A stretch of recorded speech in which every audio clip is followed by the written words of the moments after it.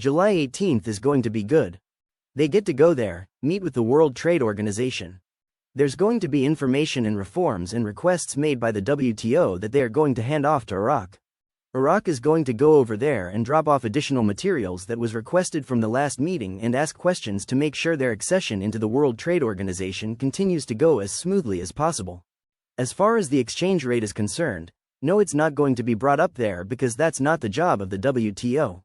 Saleh has been very vocal about the exchange rate, inflation, their reserves.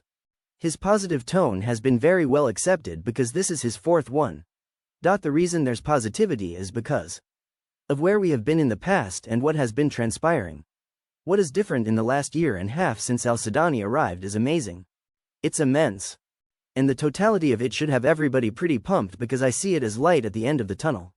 Parliament demands, they are demanding on television that they want full control of the parallel market. And to prosecute the ones that are manipulating the dollar rate. What a joke. It's half of Parliament who are the crooks that are doing this. They are the ones causing this mess. Frank.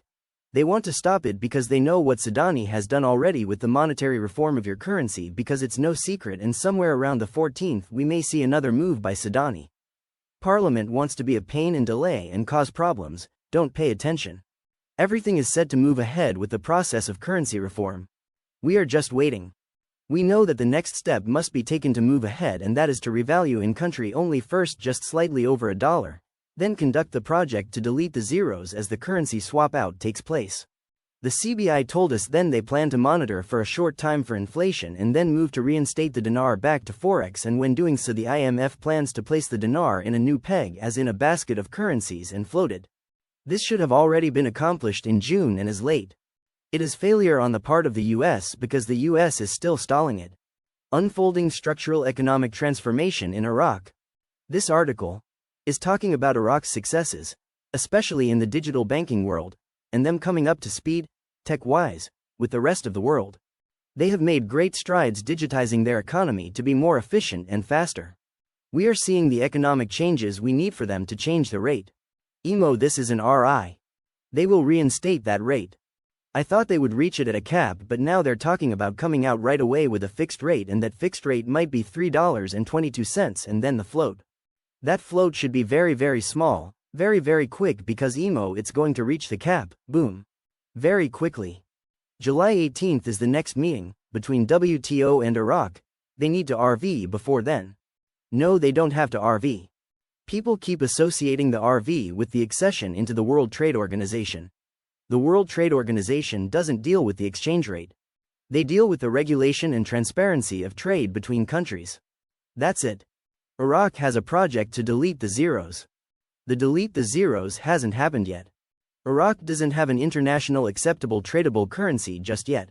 The Coordination Committee for Exchange Companies demonstrations announced a general strike in the capital, Baghdad. Prime Minister Mohammed Shia al-Sudani directed, today, Monday, to reconsider some unproductive economic decisions and policies.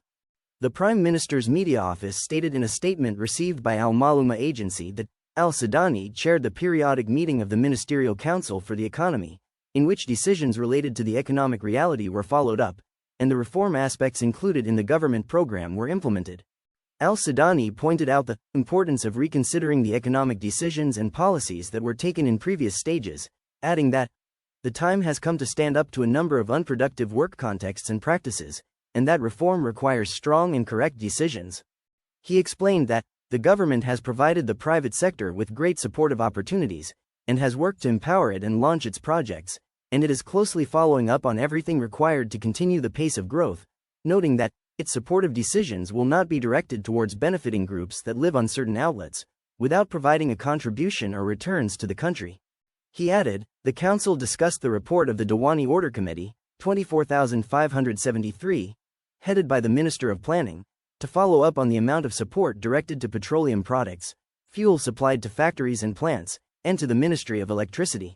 He stressed that the Council followed up on the issue of taxes due on companies and ways to organize them, and approved the adoption of a clear mechanism for the tax, in addition to approving the work to separate the real operating factories from the fictitious factories, and to audit the numbers and tables presented in the report.